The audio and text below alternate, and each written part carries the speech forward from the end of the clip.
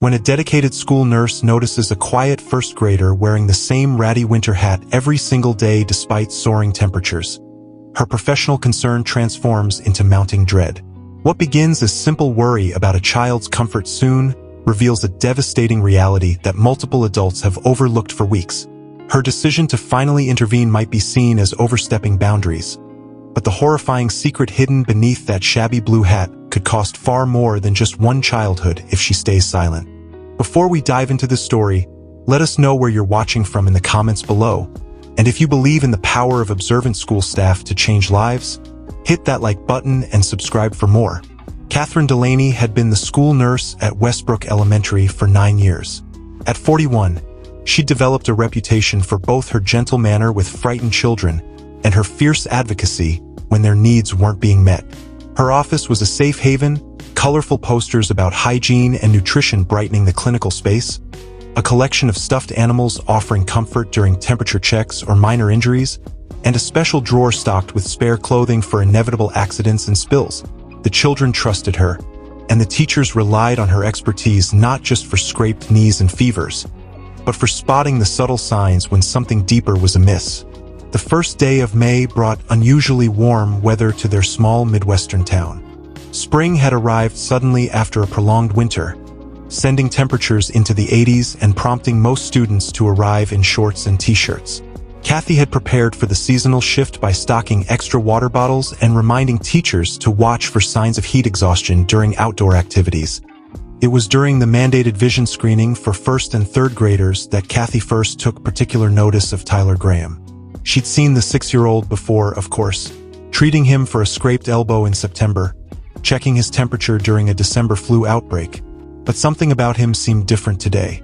While his classmates had transitioned to warm weather clothing, Tyler sat quietly in line wearing long sleeves and the same tattered blue knit hat he'd worn all winter, pulled low over his ears and forehead.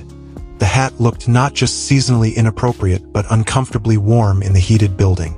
"Tyler, would you like to take your hat off while you wait?" she suggested kindly when he entered her office for his screening. "It's pretty warm today." The boy immediately shrank back, small hands reaching up to secure the hat more firmly.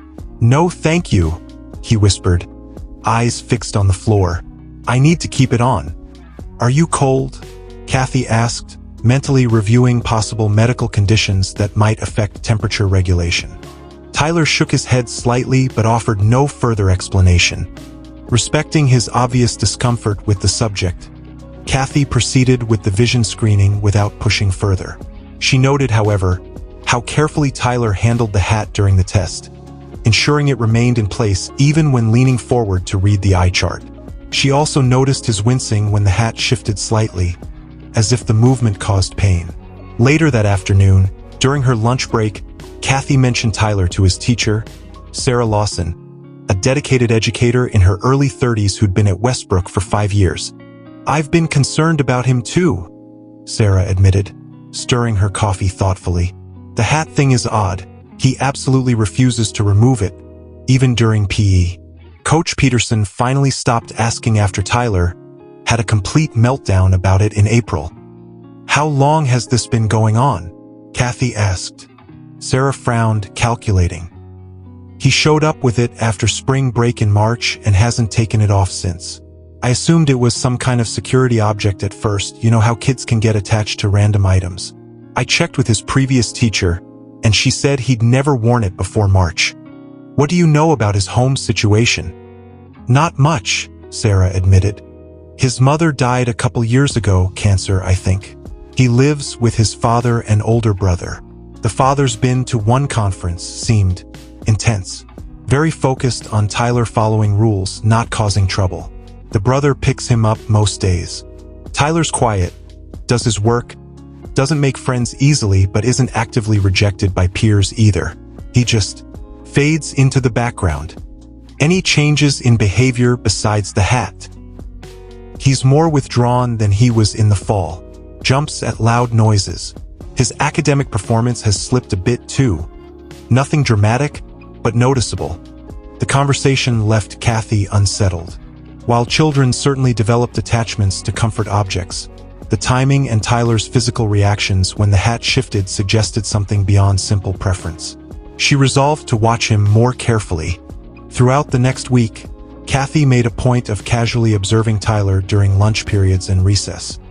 His pattern remained consistent, hat firmly in place despite the climbing temperatures, long sleeves even on the warmest days, minimal interaction with peers, and a noticeable tendency to flinch when adults approached suddenly.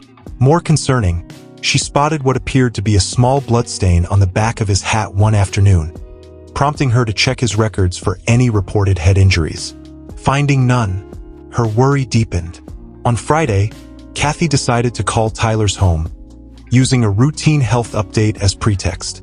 The phone was answered by a gruff male voice identifying himself as James Graham, Tyler's father.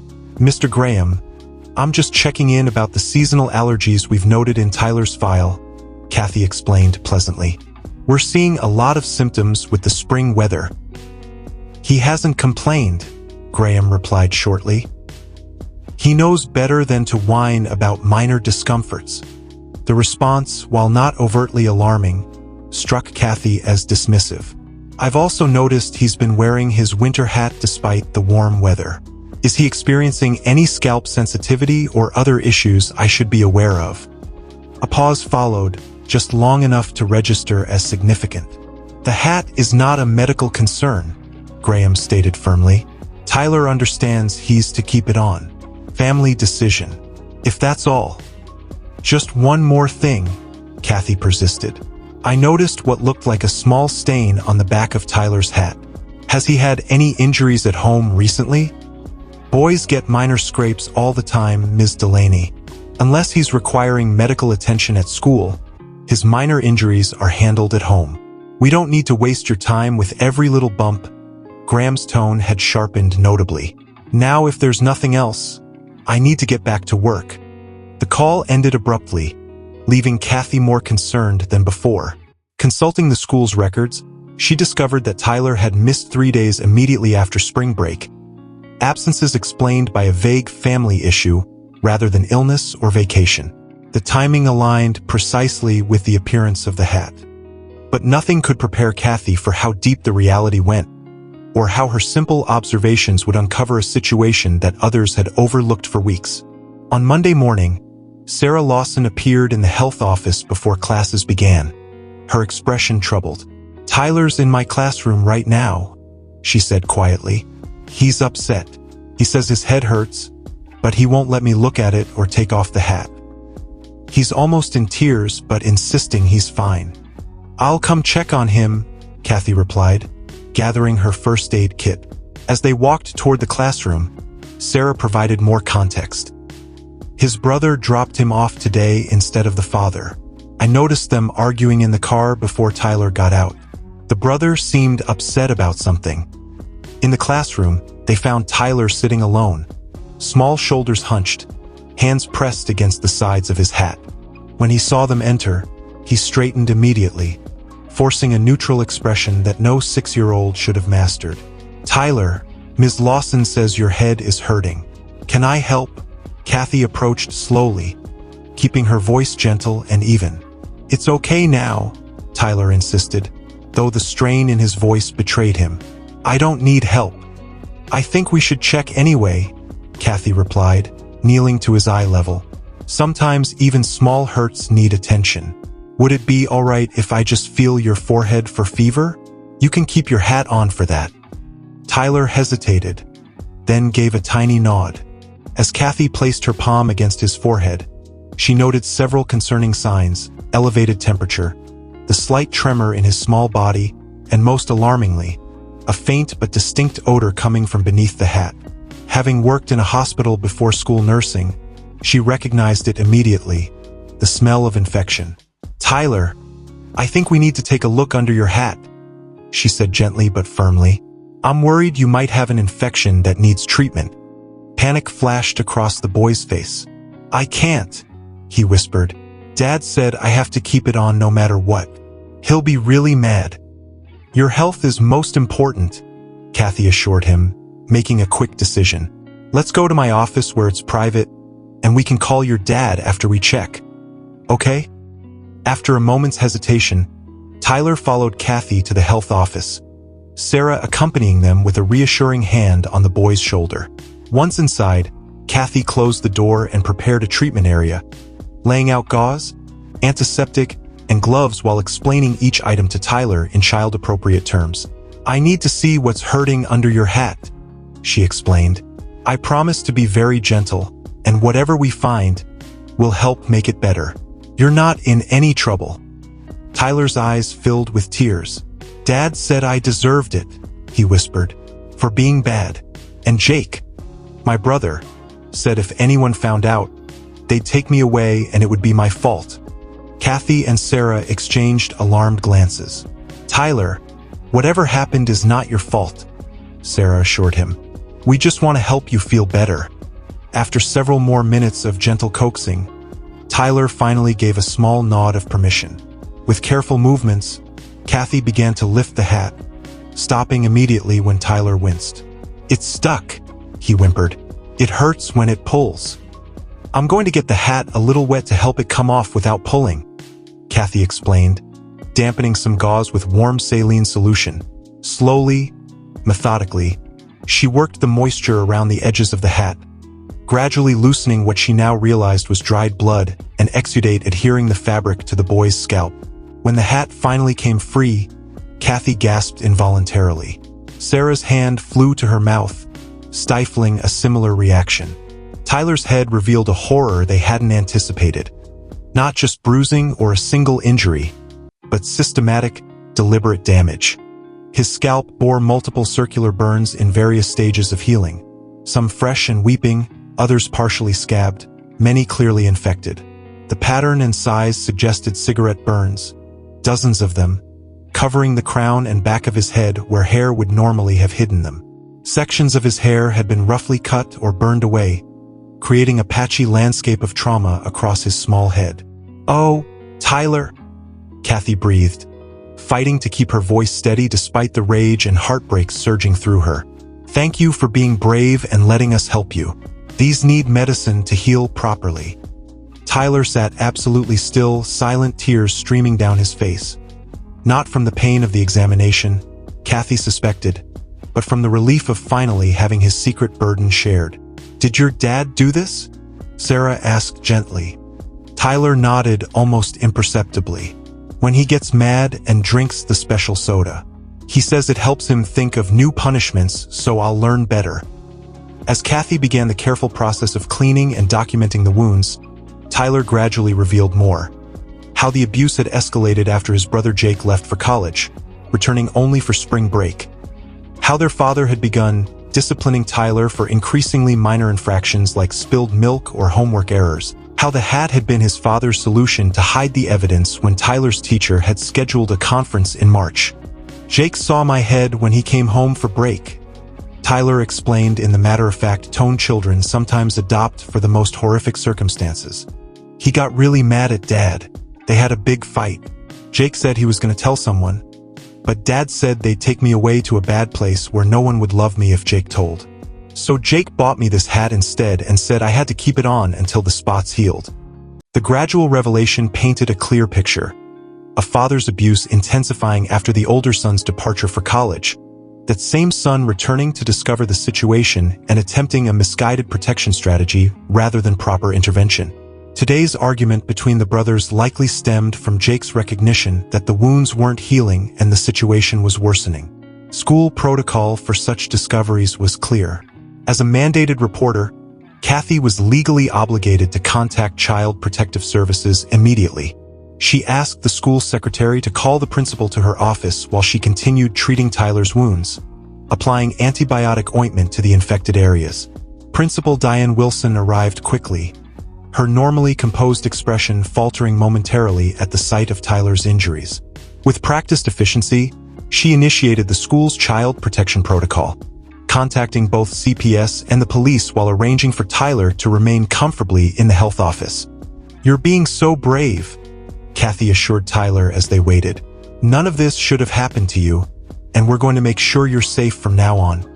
Within an hour, a CPS caseworker and police officer had arrived.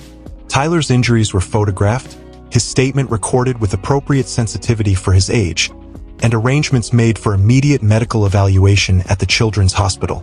Throughout the process, either Kathy or Sarah remained with him, providing reassurance and advocating for his comfort. When it came time for Tyler to leave with the caseworker, he looked up at Kathy with worried eyes. "Will I have to go back home after the hospital?" "No, sweetheart," she assured him. "You'll go somewhere safe while everything gets sorted out." "But I won't have anywhere to live," he said, his voice small but matter-of-fact. "Dad said no one else would want me because I'm bad." Sarah knelt beside him, her eyes fierce with protective determination. "Tyler, you are not bad. What happened to you was wrong, and none of it was your fault. There are many people who would be happy to have you in their homes and lives." The following days brought a whirlwind of activity. James Graham was arrested and charged with child abuse. Tyler's brother Jake, a 19-year-old college freshman, provided a statement confirming he discovered the abuse during spring break, but had been convinced by his father that reporting it would result in Tyler entering the foster system, where he might face worse situations. His misguided attempt to protect his brother by concealing the evidence while trying to convince their father to stop had simply allowed the abuse to continue. Tyler spent 3 days in the children's hospital, receiving treatment for multiple infected burns, malnutrition, and psychological trauma. His physical injuries, while serious, would heal with proper care. The emotional wounds would require more extensive intervention. Kathy visited Tyler in the hospital, bringing a soft, colorful beanie from her collection of donated items. "Only if you want it," she assured him, recognizing that hats might now carry negative associations. "Your head might feel cold without your hair, and this one is much more comfortable." Tyler hesitated, then accepted the gift with the hint of a smile, the first Kathy had seen from him. "It doesn't hurt like the other one," he observed, carefully trying it on with the help of his nurse. The question of Tyler's placement after discharge became increasingly pressing. With no mother, a father in custody, and a brother legally too young and financially unable to assume guardianship, foster care seemed the inevitable next step. However, during a team meeting with hospital social workers, an unexpected alternative emerged. Sarah Lawson, who had visited Tyler daily since his hospitalization, asked to speak privately with the lead social worker. When she returned to the meeting, her expression was both nervous and determined. "I'd like to be considered as a potential foster placement for Tyler," she announced. "I'm already certified as a foster parent. I completed the process last year, and I have a strong connection with him as his teacher." The revelation surprised Kathy, who hadn't known about Sarah's foster certification. Later, over coffee in the hospital cafeteria, Sarah explained, "My sister was in foster care before my parents adopted her," she said. "I've always planned to foster or adopt someday. I got certified last summer, but I haven't had a placement yet because I was waiting for the right timing." She paused, stirring her coffee thoughtfully. "I know it's unusual to foster a current student, but Tyler needs stability and familiar faces right now, not more disruption." The process wasn't simple. Ethical considerations regarding teacher-student boundaries needed addressing, and accelerated home studies were conducted, but 2 weeks after his hospitalization, Tyler was tentatively placed in Sarah's care as an emergency foster placement. Kathy continued to provide support, both professionally monitoring Tyler's physical recovery and personally helping Sarah navigate the challenges of suddenly becoming a foster parent. Tyler's initial adjustment was tentative. Years of abuse had taught him to be wary of adult care and affection. He carefully tested boundaries, sometimes deliberately breaking minor rules as if expecting harsh punishment, other times becoming anxiously perfectionist about household routines. Sarah met each challenge with steady patience and appropriate professional support, including trauma-informed therapy for Tyler and foster parent support groups for herself. The school made accommodations as well, transferring Tyler to another first-grade classroom to maintain appropriate teacher-student boundaries while Sarah fostered him. By midsummer, the changes in Tyler were remarkable. The physical wounds had largely healed, though some scarring remained. His hair was growing back, filling in the damaged areas. More significantly, his emotional healing had begun. Tentative smiles appearing more frequently, moments of genuine childish enthusiasm emerging during play, the hypervigilance gradually relaxing into more age-appropriate awareness. Kathy, who continued checking in regularly, arrived one July afternoon to find Tyler in Sarah's backyard, running through a sprinkler without a hat, laughing as water sprayed in all directions. The sight brought unexpected tears to her eyes, this joyful, carefree child barely resembling the frightened boy who had sat so still while she treated his wounds. "He still has nightmares," Sarah confided as they watched from the patio, "and certain triggers can cause setbacks. But the therapist says he's making incredible progress." "And you?" Kathy asked. "How are you handling everything?" Sarah smiled, her eyes never leaving Tyler as he discovered the delight of jumping directly over the sprinkler. "It's challenging, of course, but I've never been more certain about anything. Actually," she hesitated, then continued, "I've spoken with the social worker about potentially adopting him if his father's rights are terminated. It's premature to discuss with Tyler, but I wanted you to know." As summer transitioned to fall, the legal proceedings against James Graham continued. He eventually accepted a plea deal resulting in a lengthy prison sentence. Jake, who had initially faced potential charges for failing to report the abuse, received immunity in exchange for his testimony and continued to rebuild his relationship with Tyler through supervised visits. By Christmas, Tyler had been in Sarah's home for 7 months, thriving in school, now in a different teacher's second-grade classroom, engaging in play therapy, and gradually learning to trust that care could come without conditions or cruelty. The adoption process had officially begun, with a court date set for finalization in spring. Kathy, who had become a regular visitor in their home, brought Tyler a special gift that Christmas. A framed photograph of him smiling broadly during the school's fall festival, hair fully regrown, eyes bright with joy. "To remember how far you've come," she told him. Tyler studied the photo thoughtfully. "I don't need a hat anymore," he observed. "No," Kathy agreed. "You don't need to hide anything." Later, as Tyler showed Sarah's parents, visiting for the holidays, his new collection of model dinosaurs, Sarah pulled Kathy aside. "The adoption hearing is set for March 15th, she said quietly. "Exactly 1 year after I first noticed something was wrong with the hat. I'd really like you to be there." "I wouldn't miss it," Kathy assured her. The adoption day arrived with perfect spring weather, sunshine and gentle breezes replacing the last remnants of winter, as if nature itself were celebrating new beginnings. The courthouse overflowed with supporters, school staff who had helped identify and address the abuse, therapists who had guided Tyler's recovery, social workers who had coordinated his care, and new friends from Sarah's neighborhood and church. Tyler, dressed in his first-ever suit, complete with dinosaur print tie he'd selected himself, stood proudly beside Sarah as the judge made the adoption official. When asked if he understood what was happening, he nodded solemnly. "Ms. Lawson, Mom is going to be my forever mom, for real and legal," he explained seriously. "And nobody can take me away or hurt me anymore." "That's exactly right," the judge confirmed with a smile. "Congratulations to both of you." The courtroom erupted in applause as Sarah knelt to embrace her now official son. Kathy, watching from the front row, felt the familiar sting of tears, not from the horror of discovery this time, but from the beauty of witnessing healing made complete. The celebration continued at Sarah and Tyler's home, where a forever family party featured Tyler's favorite foods, games, and a special cake decorated with dinosaurs wearing party hats. As guests mingled in the backyard, Kathy found herself standing beside Tyler, who was taking a brief break from the excitement. "How does it feel to be officially adopted?" she asked him. Tyler considered the question with the thoughtfulness that still sometimes made him seem older than his years. "Good.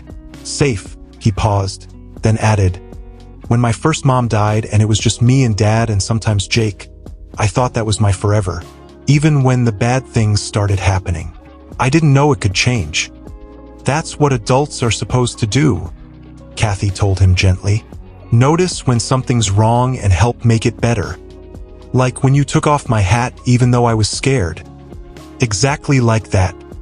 Tyler nodded, absorbing this. "Miss Sarah, Mom, says you're the real hero of my story. That if you hadn't been so, he frowned, searching for the word, persistent, I might still be wearing that hat. Heroes come in many forms, Kathy replied. Your mom saw something wrong too. So did your brother eventually. And you were brave enough to let us help when the time came. Across the yard, Sarah was waving Tyler over to help cut the cake. He grinned, an unguarded, joyful expression that transformed his entire face, and ran to join her, naturally accepting her one-armed hug as he took his place beside her. Watching them together, Kathy reflected on the journey from that first observation of a too-warm hat on a spring day to this moment of family solidified through challenge and love. In her years of nursing, she had witnessed many wounds, some visible, others hidden beneath careful disguises. The physical injuries, as horrific as they'd been, had healed more quickly than the invisible ones. Those deeper wounds required not just medical intervention, but the steady, consistent message that Tyler was worthy of protection, capable of trust, and deserving of unconditional love. As the newly official mother and son laughed together over the cake cutting, their connected joy radiant for all to see, Kathy understood. They hadn't just stopped the darkness in Tyler's life. They had helped create an entirely new story, one where safety wasn't temporary, where love didn't come with conditions, and where a little boy no longer needed a hat to hide the painful truth of his existence. The adoption marked not an ending but a beginning, the start of a childhood reclaimed, a future unburdened by the weight of secrets, a family formed not through biology but through the choice to see, protect, and cherish. In that silent moment of observation, Kathy recognized the profound truth that had guided her nursing career. Healing wasn't just about treating visible wounds, but about creating the conditions where whole persons could flourish in safety and love. And in the laughter of a once silent child, now free to simply be a boy without fear or hiding, she heard the most beautiful confirmation that some stories, even those with the darkest beginnings, could find their way to the light. Thanks for watching till the end. If you enjoyed the story, give this video a like if you haven't already, and subscribe for more.